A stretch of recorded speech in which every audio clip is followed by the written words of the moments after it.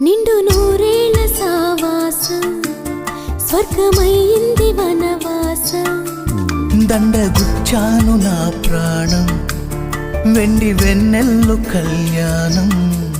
బ్రహ్మే అహో అనే ముహూర్తం